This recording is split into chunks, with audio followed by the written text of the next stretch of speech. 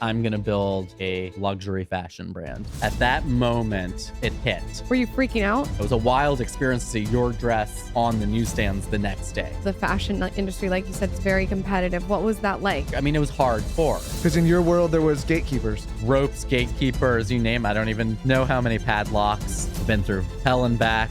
What are you referring to? Was the hell? Oh, gosh. Oh, my God.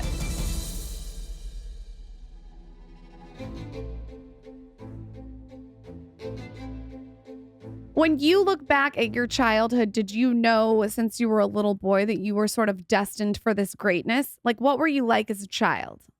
I was a little performer Okay, as a kid. I'm getting that. I definitely dreamt big. Okay. Sometimes I think that, I'll have a book one day and I could have called it Delusions of Grandeur. Love. And, but I don't think it was, I think it was, I definitely lived in my own fantasy world. I definitely loved other people, right?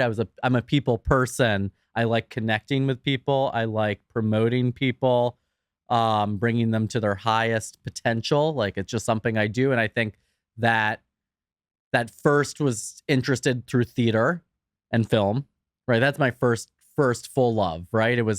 I loved performing. I loved making little maquette theaters in my bedroom. And I would get all my figurines, my He-Man dolls, my Star Wars figurines, and they would be my cast of characters for plays that I'd put on little, in a little, built out of shoe boxes and things, and steal my sister's dolls until I could get my own dolls to make dresses on. And that's kind of how it started. You would steal your sister's dolls? Started until I got my own. Then they made like the female version of He-Man, and that was She-Ra. And you made outfits for these? Oh yeah, I would use every little scrap or anything. What age is this? What age is this? Oh, like 3. Oh, wow. 4, 5. I mean, that was it. And, I think at that time, too, I was probably ashamed of the dolls, too. So I remember like a whole process of hiding them for like my 6th birthday. They were found. And what happened? I don't know. I was embarrassed, I think, by that, but then not. Like embarrassed in front of your parents or your siblings? No, not my parents. My parents were supportive beyond. My dad's an artist and a painter, and I had a very loving, creative, I had a very nurturing, creative environment that I grew up in. And I think that's really important for parents who have any kind of children. I think that a lot of that gets lost, though. Sometimes there isn't that kind of environment, and you're really lucky that you have that. I'm beyond fortunate. Yeah. I hope that in my journey in my life that I can try to share that, because I think I've lived in, a lot of different scenarios. I've lived in worlds that can be very excessive at times, very glamorous at times. It's also a huge amount of work that people don't see behind it, and love, sweat, and tears. But I think that behind all of that, you have to love process and you have to nurture creativity. Like, that is so important, whether that is how you make eggs in the morning. Like, even if you do that, or like how, there's just little small things that actually are creative expressions that people aren't aware of, but it's actually very human. How do you make Zac's eggs in the morning creatively? Oh, it depends. Like, okay. I mean, I'm like on a health kick now, so they're like boiled eggs. But I always find it so interesting to talk to. I'm obsessed with poached. Poached is good too. Do you add vinegar to your water? Yes. So it doesn't spill out. Yes. No, she doesn't. She's lying. She doesn't add vinegar to the water. Yes, I do. I add white vinegar. Teaspoon. Do it. It works. I do add white vinegar to the water. No, it's a little bit floppy. It is a little They are floppy. That's a poached egg. Floppy. Okay. No. Slotted spoon. But I always find it so interesting to talk to creative people, because I'm envious in a way where I feel like you see the world completely different than I do. Not to say that I'm not creative in some ways, but you're creative in ways, but not like quote unquote like in an artist's kind of way. Maybe like I can see some, like if I'm doing a business deal, I could see maybe how things should form together. Maybe right, something like. But well, I think business can be artistic. I think the best business is artistic, and I think you have to think outside of the box to build a successful business today more than ever. Like, all formulas are gone. Yeah. Right. I think that. I mean, 1 + 1 sort of, but not really, right? I mean, it's all alternative. And I think how everything is structured, we can kind of re-question, but we are living in an age when things are all communicated digitally. But like, we have to go to bed with ourselves at the end of the night and know that one day maybe like digital could be shut off or digital could take over. I mean, I'm not getting cryptic here, Yeah. but there is that place where like you have to be okay with yourself. When you think about cultivating creativity, because I think like to your point, we're getting into this screen, digital, formulaic. People look at what other people do and they, I'm just gonna like kind of like, well, AI, yeah, it's like that creative for you through some algorithm. Exactly. So how do you, from your perspective, cultivate creativity? Because I think to your point, everybody has creativity. Get within your them. hands dirty. Okay, elaborate. Make a mess. Like what do you mean? Give us example. Like literally get a hunk of clay and stick your hands in it and see what shape you can form. Doesn't have to be figurative. It's not about naming something. See like what comes out. My dad, who's an artist, who's interestingly, I feel like later in my life, like recently, has become this other level of an incredible teacher to my creativity. He's in his 80s, but it's like we have this new relationship where there's like a breakdown. He'll just have me on a piece of paper do concentric, small, very light circles and over again, all over a white piece of paper until I start to find a form. I don't have to name it, but it will like come out the drawing. And I think it's just like those kind of things, like taking a piece of clay. I think making cookies. I mean, let's be really simple, like making cookies with your kids and playing with how it's being iced, making decorations for the holidays. Like these are things that are connected to like cultural, institutions, right? And things that become tradition and, are seemingly disguised as fun, but they're also really creative outputs. Decorating, making, how you set a table, right? I love setting a table. Those are like gestures that are output. I think probably like how a kid, I mean, I don't know. I'm hearing a lot of people, who are watching the David Beckham documentary talking about like his creative process to sports, right? And I think that's really telling, right? It's like, how do you get great at something and like long distance planning, long distance like performance. And it's all like that. It's how, if you're playing sports, like how you're moving. It's a dance. What other creative endeavors did you partake in when you were young? Besides, you mentioned. Whoa, so many different things. Yeah, tell us all I the love things. to cook. I wanted to be a baker. Okay. Kind of came back. I wrote a cookbook in my life. Love it. Cooking with Zac. Rustic to refined. A collection of recipes. All kinds of, I mean, I was singing. I mean, I sang till I was 18 years old. And then I just like let that go because my voice changed. Bringing like a Christmas CD back. A Christmas CD, yeah. Holiday tunes, maybe. Yeah. I have so many friends who are such talented vocalists, like the most in the world, that it's so scary. I'm like, okay, well, fun. Do a duet. I could, yeah, I thought about it. A little duet. Okay, maybe one day. We'll see. So you enter design school at 16 years old. Yeah, I did a pre-college summer course at Parsons. And that's a major deal. That's a huge. It was cool. I was school. young. I was pretty young for the, my other kids were older, like entering college. And yeah, I was definitely like 3 years ahead. But I was in New York. So a lot of the kids were from like outside of New York, like coming to the big city for the first time. And then it was like my town. So when you do that at 16 years old, did you automatically feel connected to fashion? No.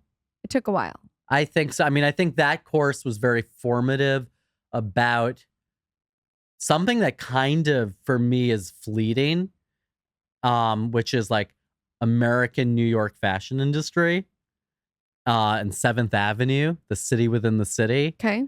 And so in 1996 or 1995, there was the center area in like Midtown New York that was like a bustling hub where like a lot of clothing was made and had been made for a long time, right? It was like after World War II, there was a whole garment industry that was really built in America. And like sportswear was invented.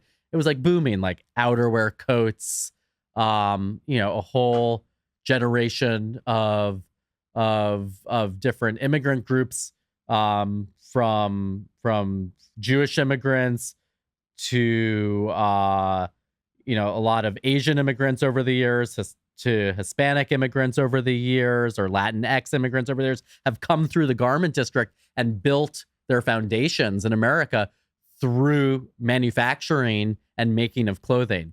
That was still sort of at its last thriving moment. There were all these American brands. So I entered into that, and I could feel that at Parsons, which was what there. year was this? Like 1996, 1995. Okay. It was still like there. And so I was just feeling that. But fashion design had like formulas to it at Parsons, like how many heads high, what a fashion illustration had to look like. I remember my father, who's an abstract painter, was like horrified. He was like, no, they're teaching my kid like how to name an eye or a lip when he's drawing, when it should just like find the form, because it's probably more expressive. But I did learn it, and I did perfect it, and I, would make these very 90s supermodel-y, extravagant drawings, and I was starting to make clothing myself. I was making clothing for myself to go out to the nightclubs, make clothing for my girlfriends for the nightclubs. And I had like a whole crew, and it was like I was learning, I was coming of age, but not really. I was like so young. I mean, I'm so lucky I'm still here, right? When you grow up in a place like New York City, do you feel you grow up faster here than other places? That's hard to say. I mean, I only have my own experience. But when I hear in some ways, yes, in some ways, no. Like, it was really innocent. I mean, I grew up in Lower Manhattan, creative parents, pretty open family. I still had, my dad's from St. Louis, Missouri. I don't know. There were still like family values, and there were still rules, right? I still would get grounded. I mean, there's some kids I knew that I grew up with that were like adults by that age, right? And like working as, young actors or models, and had been performers and like professionals. I just like idolized that. I was like, whoa, I want to be a professional, and I want to figure out as fast as I can what I want to say and how I can express that and share that. And maybe I'll make a living off of that. But I knew kind of that energy from that moment on, from 16, was like immediate, like, oh, I have a dialogue with my city, right? And then it grew into other jobs. I got an internship at the Metropolitan Museum and the Costume Institute. And like, then that energy got built there, and, found a collective of other young people making stuff, but then also learned like my fashion history intensive ABC before there's a Google search or a Pinterest. Like, you had to look in books, you had to learn. It was word of mouth, to understand or learn fashion history or any of this. And it was like exploring the city. I mean, I guess in some ways, like street smarts, sure, that's real, right? Like you knowing how to look quickly over your shoulder, feel stuff out, not be like scared by other people, right? But then there's other stuff like, I don't drive.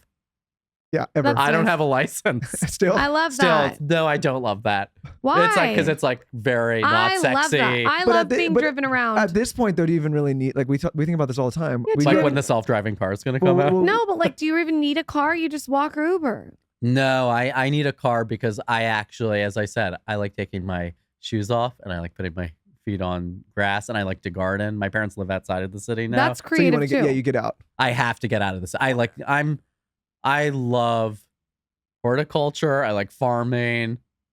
Come over, get a chicken, make me some eggs. The fact that I don't have like dirt under my nails right now is like a rarity. I'm pretty like low key in that sense too. I have like I need both sides. And sometimes I'm like, maybe I'd just be very zen and happy. Like, no, but it makes it, I think, living in that. I feel like you need to write a gardening book. I could. Please. I don't know what the market is. If there's a market out there, maybe. But I think, building your own garden. Yeah. I love it. I started gardening. The bug came. My mom thought I need to get connected to nature. And her and people in the building, they built a box garden on our roof in our loft building. And that's where I kind of started falling in love that, oh my gosh, you can grow a strawberry, or you could, this is a seed and this is how it grows. I mean, really simple stuff that connected me, and that's what started that bug. When you look back with all the wisdom that you have now, I mean, you've had a lot of longevity in this industry. What advice would you give to yourself starting out in the fashion industry? Great question. Advice starting out. Well, I think the industry is very different today, right? But I would say give yourself as much creative incubation time as possible. What does that mean? So that means that when I started, and I'm not saying 16, I'm saying, let's say like 21 or turning 21, because that's when it really kind of hit for me. Which is still very young. Which is really, I was a child. I mean, it really was a child at that time. I'd gone to university in England for design school, but it like had evolved there. I would say that at that moment it hit, right? And you're on the cover of everything and you want to build a business quickly out of it and the opportunities are there. I wish that I had been able to even afford the time to say like, hold on, let me continue to develop my creative vision. But do you think if you did I don't know if that, I could have afforded it. Honestly, it was like really like, let's get this going because like, I don't know if I can make another sample for real. Is this one of those things, and I'm, I don't know if that was a good fascinated. catchphrase. No, I'm fascinated by the space, but also ignorant to the space. It's just not my industry. Is this one of those things where it's like you're kind of getting called up to the majors, you're having that moment, your people are aware of you, like you kind of have to go, right? Or there's you a great, the great composer and lyricist Stephen Sondheim. He said, "Opportunity is not a lengthy visitor." Yes. And yeah, there was that feeling, and there was necessity. I mean, I had brought in my mom and sister and friends and interns, and we were all like, it's kind of like, let's put on a show, right? I mean, that's really what it was. It was like, here are some samples I have from that I like didn't sell to people when I was at school in London. I came back and it was like, here we have an opportunity. And who was the person that wore your first outfit that you were fucking freaking out about? The first person, I think so when I was in school in London, Naomi Campbell, that's a good one, saw some pieces that I had made and she started coming and she ordered pieces from me and came to my studio and started doing fittings with me. And just that experience, I mean, I will start to say that I probably don't feel I've ever seen a more beautiful person. She was incredibly kind and nurturing in that moment. And, really believed in me and wanted the wind. And then separately, I was doing some fittings when I'd come back. I'd met Mila Jovovich and she was doing some fittings, and Mila is like beyond a powerhouse and a wow and, incredible. And then the really big moment was when Natalie Portman wore a piece of mine to the premiere of Star Wars. Oh, damn. That's huge. For the first one, yeah. Right? And it was just big. It was a big, big moment. It was like her first big premiere for that. It was in New York. It was right after 9/11. And the next day, it was like on the cover of the major newspapers. And for a fashion or a celebrity image to make its way on the cover of a newspaper, like I think it was on like the back fold of the New York Times, and it was on like the Daily News and on the Post. And like there still were delis on corners in New York. There was no digital really, right? There was no like search the internet for the press story. It's like what you see when you wake up. Were you freaking out? It was kind of it was a wild experience to see your dress in newsprint, like on the newsstands, like the next day. And how quickly after that does the industry start to pick up? Like it already had. Okay. There had been a piece that the New York Times had written. They saw a dress of mine like the year before, and they wrote an article called "A Star Is Born" and said the best dress wasn't on a catwalk, and it was like a 4-page article. And there was no press on the in between of that. And like, I want to stay on this. I had to go back to school and was like hated because obviously like a big press article had come out, and I was in a very competitive, very creative environment. And what I was doing was like kind of pretty dress. Like I was doing like a empowering, pretty flirty dress that had edge to it and like a punk attitude or sass to it. But it was way commercial to what was kind of being asked of me creatively to extend my mind at Central St. Martin's, which is like at the forefront of pushing the boundaries of fashion, which is something I really believe in. But I was just saying like, this is what's going to build the base for me to be able to expand my creativity in the future. When you go back to school and you've had this I still want to huge go back to school. moment of success, Yeah.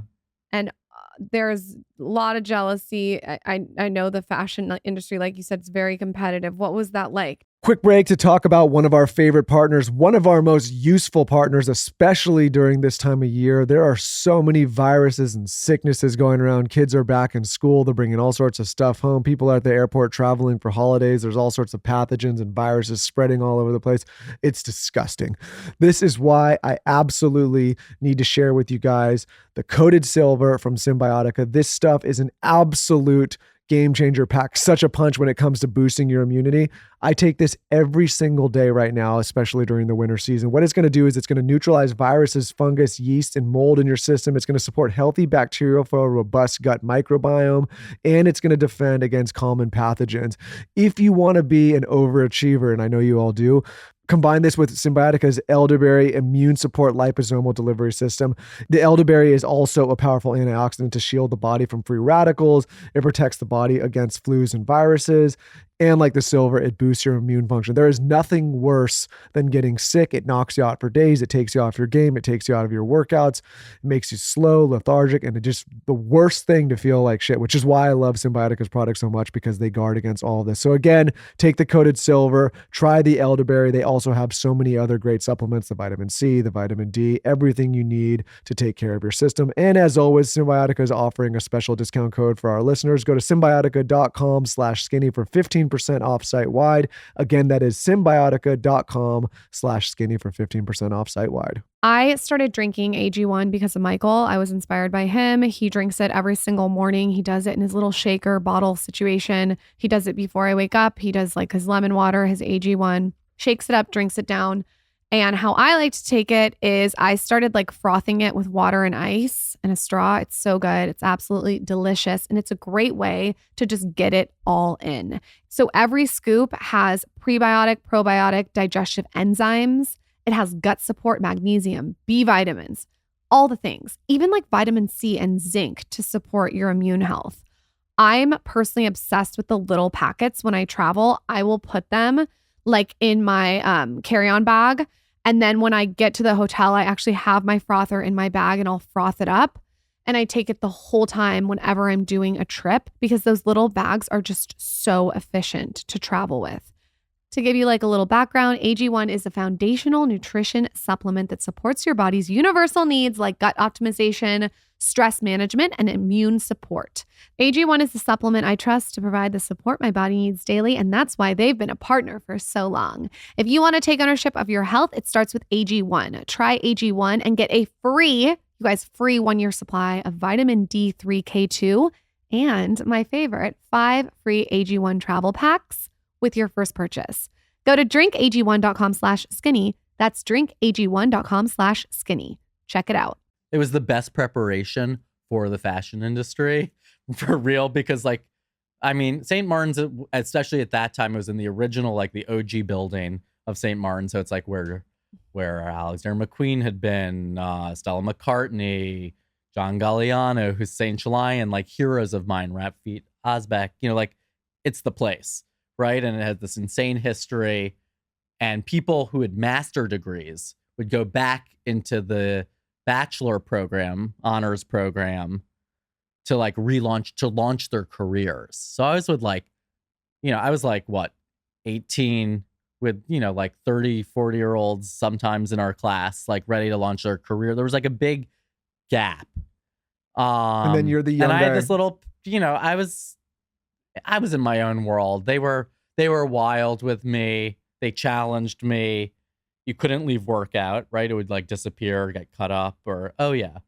So what do you mean wild? Like they would sabotage Like, some of the oh stuff yeah, you're- you couldn't leave anything out. Probably not in your lock. I mean, it was hardcore. This is like hardcore, good training, but it's London, and London fashion to me is a great deal of creative camaraderie, and they do love expression. I was also already starting to interact into the fashion industry in London at the same time too.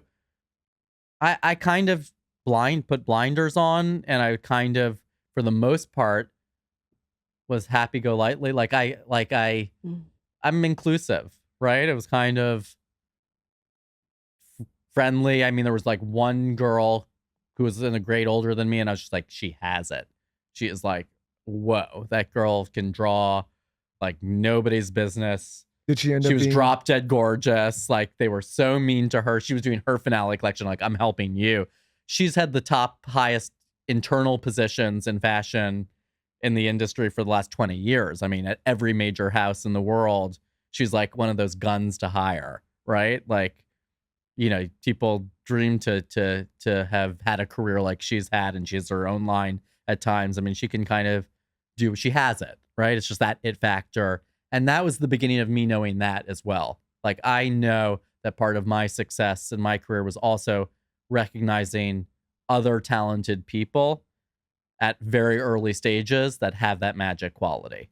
Because I had no marketing dollars, but if I saw somebody in a small film or knew a young actor and just took that chance before they have that come up? before they have that. Who were some of those people that you saw that have become Many people. I mean, wow, Julia Garner. I mean, that was like taking her to her first Met Gala, helping produce her like a small short film she was in really early on. I mean, so many models, so many people. I'm trying to think, a lot of people. that you just would see and you say that person's going to be somebody, and if you could or work I with get brought somebody. I mean, what do you think? Emirata on her first Emmys. What do you think those people have? There's many. It's Joey King. What is the quality you think those people have that you recognize? What is the trait? There's no formula. It's a magic, nebulous aura that, and Just I can't. It's something I can't. You can't describe it. I mean, sometimes people talk about like the Bill Clinton glow. It's real. I've seen it. Like the Bill Clinton I glow was like, after whoa, he the gets. goddamn man is like glowing with an aura in the room. Wait, hold on. The Bill Clinton glow after he gets a blowjob from Monica. I don't understand what you mean. No. What are you talking about? No, not It's that just like a Bill that Clinton. he. No, 'cause like Bill he has was a like a smooth- magnetism, yeah. a magnetism to him He's a that smooth is guy. real. Like, some people have energy fields that are magnetic. It's like charisma. Yeah, it's like charisma plus it's star quality, right? You can't create star quality. Like, there could be the most beautiful people in the world, but they just don't have that star quality. It's just a thing, right? It's like, it's something inside that comes out. It can make people be attracted to something that maybe alternatively or stereotypically wouldn't be beautiful. Like, who knows what is beauty anyhow, right? Like, that's so subjective. I feel like in an exciting way, we're living in a time right now where those ideals are breaking down. And I think that's really good. I think it's really interesting. Like, that is like weirdly this pull in social media right now where it's like both ways, right? It's like these ideals are placed on that are really unhealthy, unattainable, and unsustainable.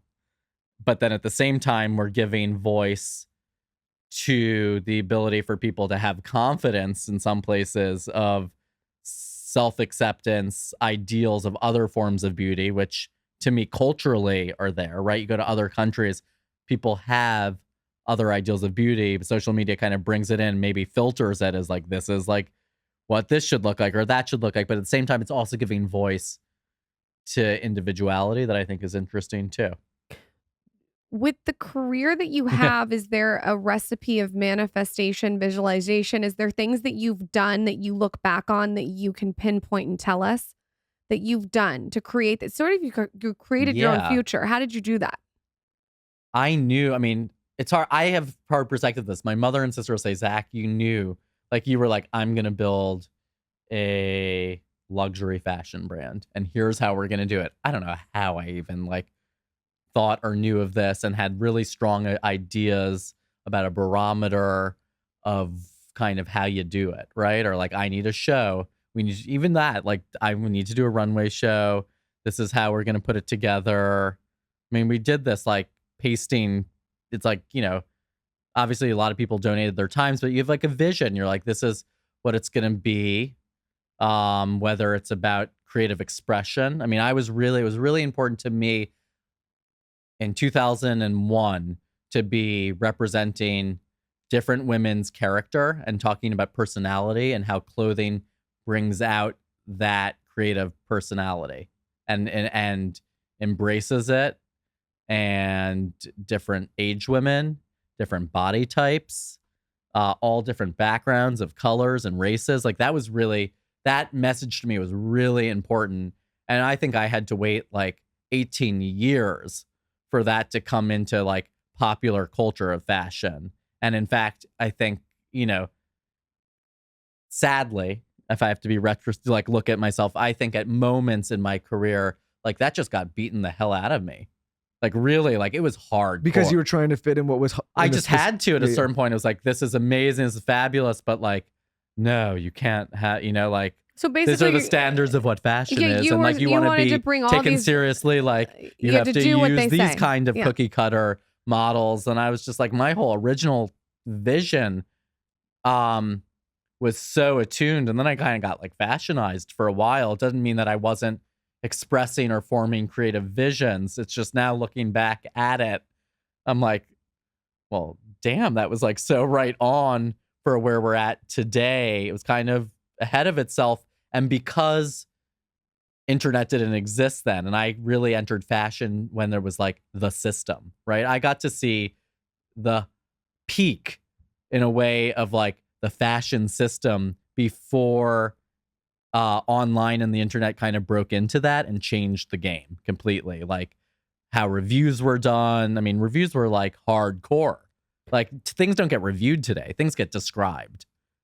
When you look back, that's a big like that makes sense. Even as a kid at 21, like New York Times, like they're gonna come for your clothing, whether because it's there or not. And I kind of was at the forefront of like young designers. Like there wasn't a generation of young designers, and I came on with this like strong, I was like peppy. I was like really with like a strong gusto, right? I was like gonna go for it. It was kind of like survival or not. I mean, there was no trust fund. I was like going for it. Like I had to do this and make this happen for myself. And then I brought my family into it. So there was like that responsibility and a whole community of friends. Like, we're going to go for this. So I had to make it work. So it was just like, yeah, I had to like fit the mold. And like, if somebody's saying like, we're going to take you on, but you got to use like these kind of models, or this is what a collection looks like, or we'll pick up your collection and make you a viable business, but you have to make this pant at this price point and this color. And can you make like the easy top that's at this, it starts designing into a box. It changes it. It's a creative vision that becomes a business. And that goes full circle saying, I wish that maybe I'd had a little bit more time, and I don't live with any regrets. Let me just say that. Like I've been through hell and back, been celebrated, been all of it, many times over. But I do wish I had a little bit more time and the resources, and not crazy resources, just like the beginning resources I had, which was like a sewer and one pattern maker, just to like take from like the second and third collection to just develop a little bit more before all of a sudden I had to do like become global distribution of a brand, because it happened that fast. Do you feel people that are, or especially maybe younger people that are thinking about breaking into this now, maybe have a little more time and optionality because some of these publications don't control so much of the correct area? And they have social media to get their message directly out there to the consumer. You don't have to rely on the big. That is huge. Yeah. I tell that to so many young creators. I say, use your platforms, like build your world, stick to it. You don't have to budge.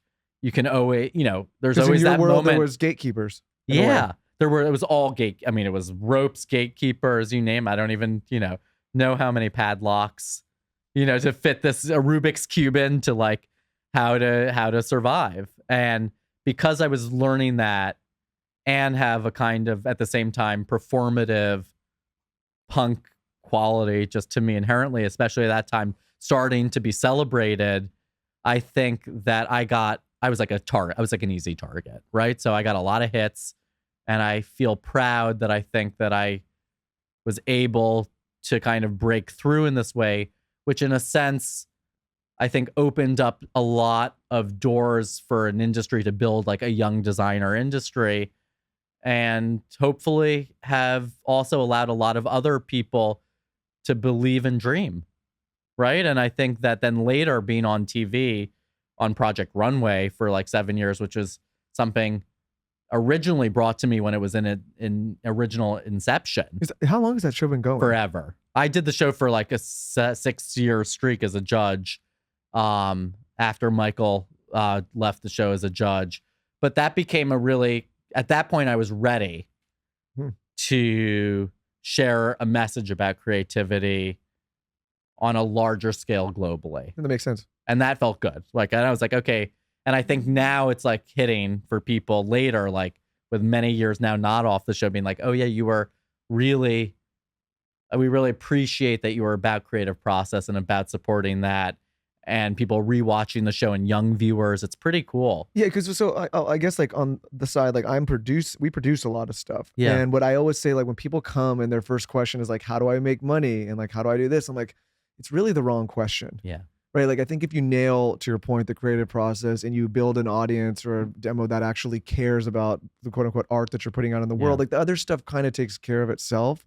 But I think people are so fixated now on the business of it all, and they kind of miss the whole point, which is like, if you create something that people love and identify with, the other stuff is actually easy. But if you focus on the other stuff first, it holds you back. Yes. It can hold you. But I totally agree.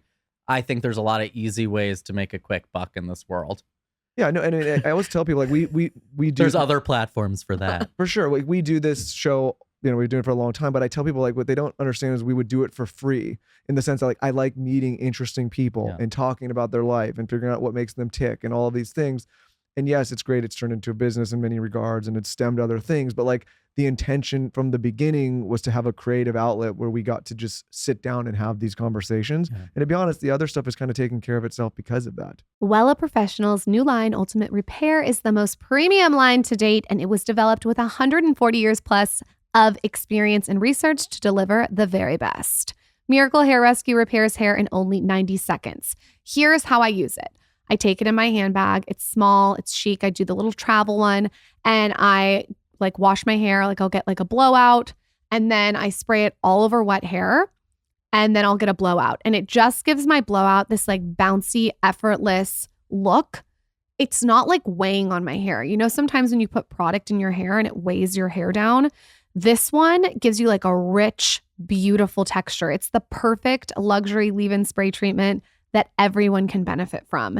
It is full of the best ingredients, key ingredients like AHA and omega-9, which all work to rebuild the hair bonds inside of the strands and replenish the outside barrier of damaged hair.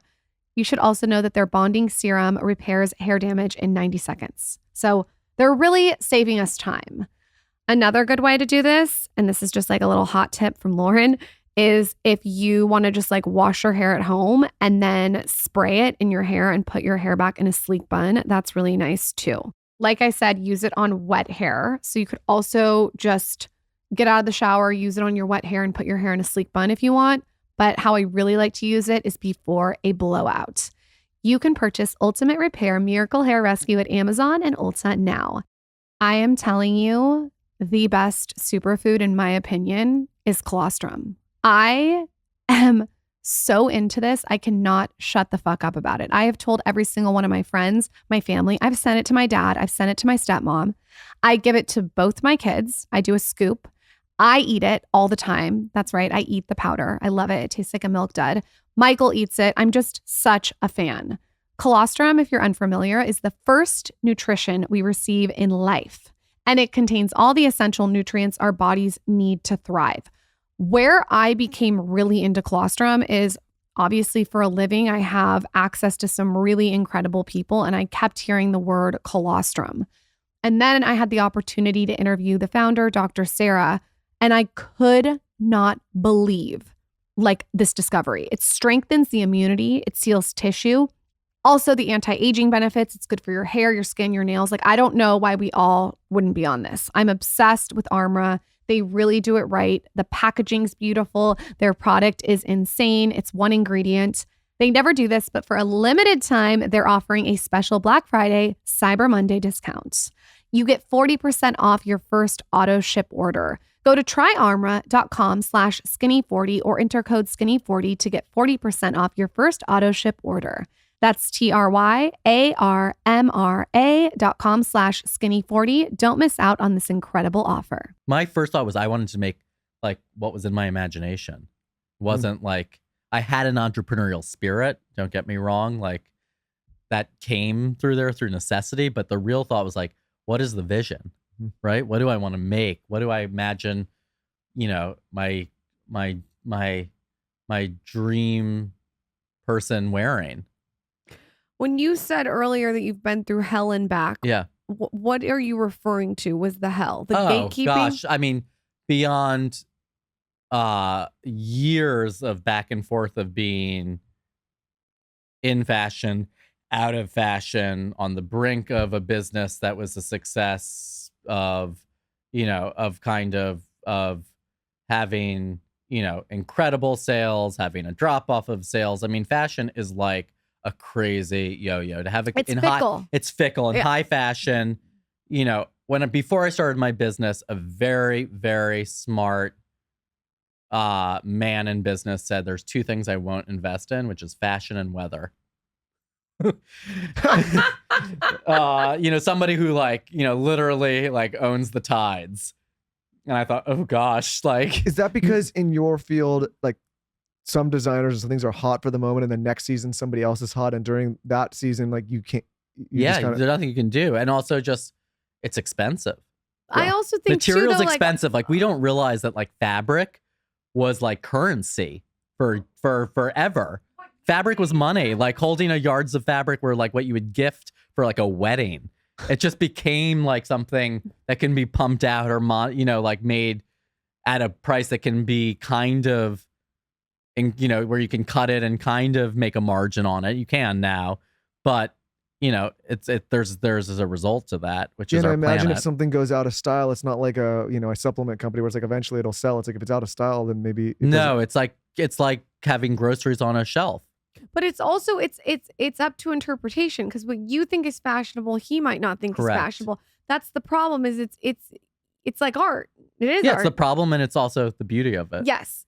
But I can imagine it'd be hard to run a product-based business when there's all those different dynamics involved. And a brand can be a personality, so people can just not like a personality or like a person, or jealousy, or like people don't like something's hyped, or if they don't discover it, then they're not the people. It is like so crazy. And then also just the ebb and flow of running a business at a young age, and scaling a business, being in relationship to the economy.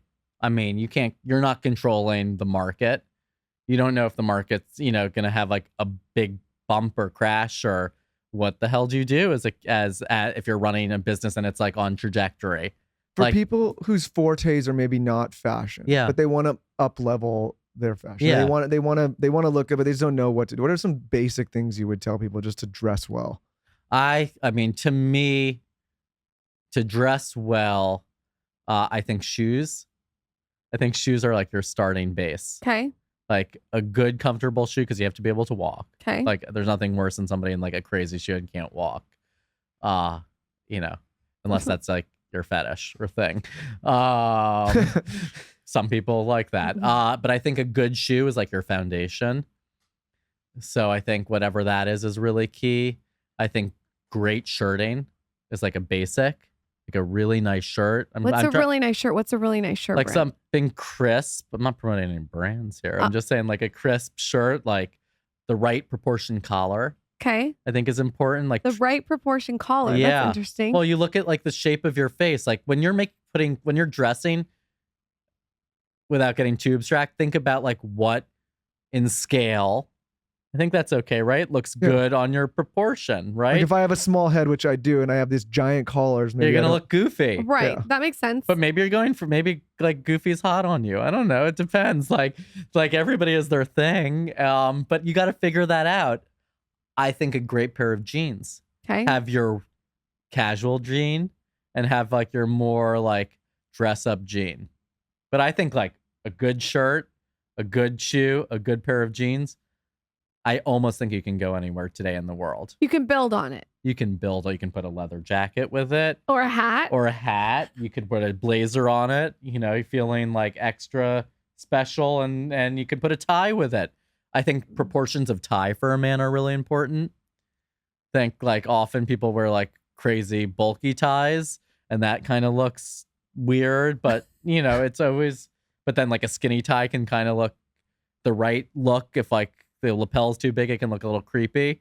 But it's like a balance, right? It's just finding that and trying. I mean, I think trying on your wardrobe, I think for a woman, having like one great base LBD. What's an LBD? Little black dress. Oh, all right. Yeah, right. I mean, that's like always like that staple, right? You can dress that up. You can do it like more casual. You can like glam it up more if you need to do that. It's like really what feels right and comfortable on you, and then good underwear. Good underwear. I'm not like a big underwear wearer. You don't wear underwear? Not always. Yeah, it's like so Bras? much work. I wear bras. Okay, but you like your bras? Yeah, I like my bras. Okay, Do well you that's like my bras? underwear. Yeah, I like your bras. Okay, I don't know. Like good foundation is super important. You know, Like, hey, you're a perfect person to ask this as a term in terms of proportions, or maybe Okay. you're not, but I think you okay, are. I hope.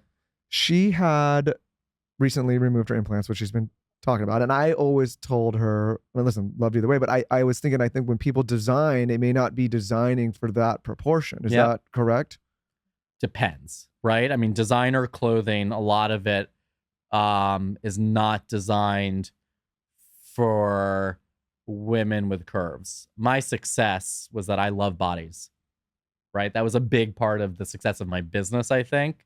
I don't know if it was like necessarily right for the high fashion industry, but Right. for my business, like I love all body types, and I designed for women with curves, right? And that's why it worked all around the world and worked, you know, in America.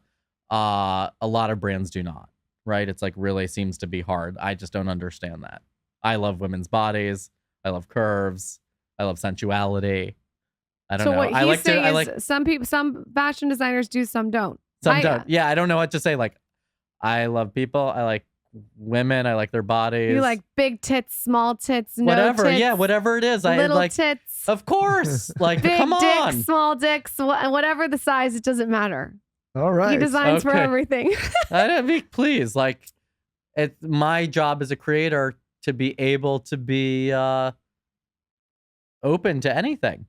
When you look at your business, what are some tangible tips that you can give our audience if they want to start their own business?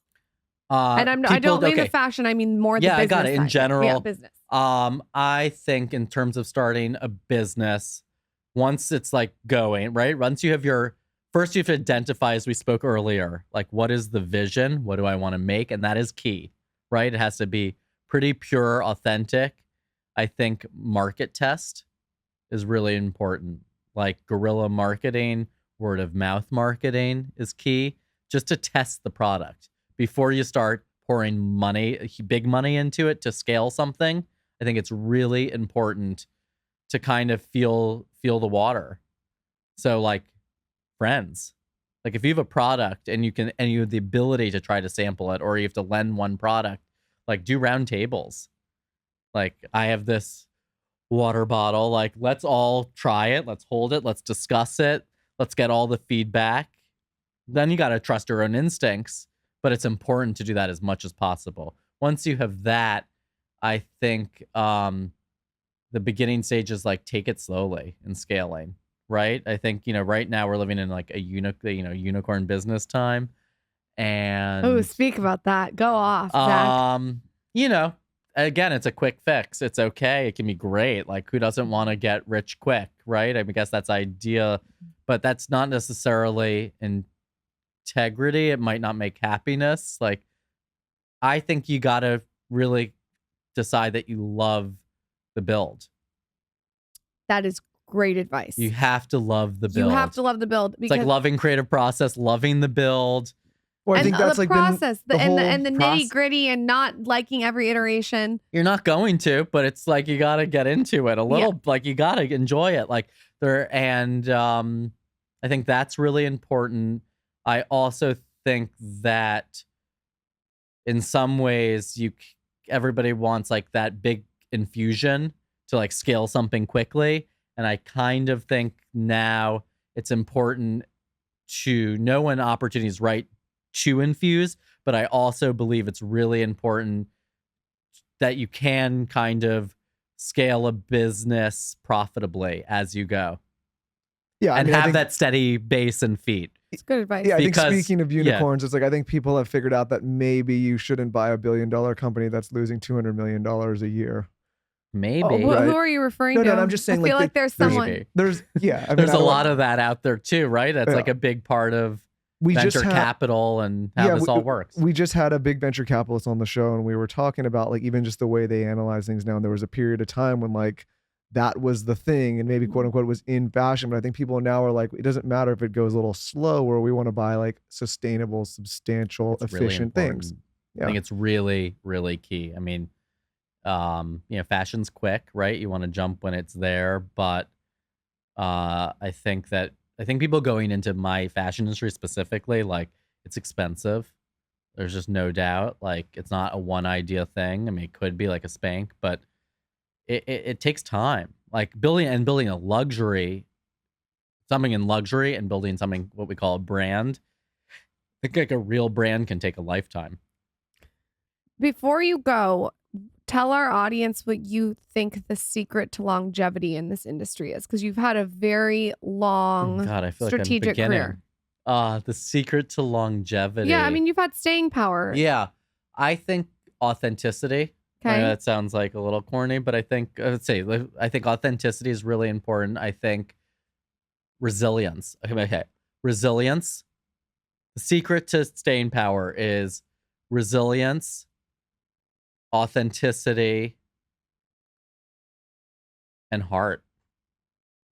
A lot of those people who were mean in fashion school don't have those three things. So I'm going to guess they don't have longevity. I don't know. I hope they're No comment. happy. No comment. I wish They're them not the best. gardening and I grounding. wish them the best. What are you working on right now? Where can everyone find you? Pimp yourself out. Wow, I'm on. Well, you can find me on social media on Zac Posen at Instagram, and I'm working on a few cool projects. I worked on some cool costumes for an episode of the new season, hopefully coming out of Feud soon, Cute. about Truman Capote. I got to reimagine That's cool. the famous black and white ball just for the leading actresses of this very important moment and scene. And it was an incredible experience working with Gus Van Sant, who was directing, and an incredible, illustrious list of some of the most iconic actresses of our time, playing some very famous legends and social women, of the late and mid 60s. It sounds like you got to do what your dream is, which is all different types of people. Fantasyland. I had a blast, and also to reimagine history. Cool. And bring glamour. So that should be coming out in the new year, and I'm excited, very excited for that. And it was an honor to, to work with Ryan Murphy, who brought me into the project, and it was a cool thing that he, called and said, "Let's do this," and his incredible right hand and producer, Lou, who does his costumes, and just getting to see her whole world and what she built for a whole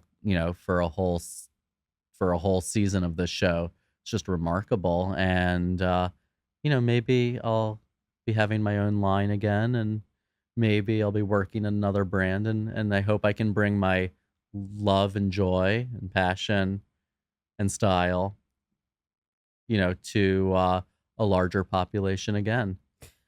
Ryan Murphy reminds me of you in the sense that he's sort of done for television what you've done for fashion, in the way that he's included all different walks of life. He's very diverse with his casting. And the style's very incredible. distinct, right? Like you can when you see a Ryan Murphy project, it's very Avant-garde. distinct. It's different. He's amazing. Yeah. No, for sure. Amazing. I One of love the this great collab. Imagineers and storytellers of our time. Yeah, absolutely. Zac, thank you for coming on. What an interview. Thank you, Zac. Thank Thank you you. for doing this.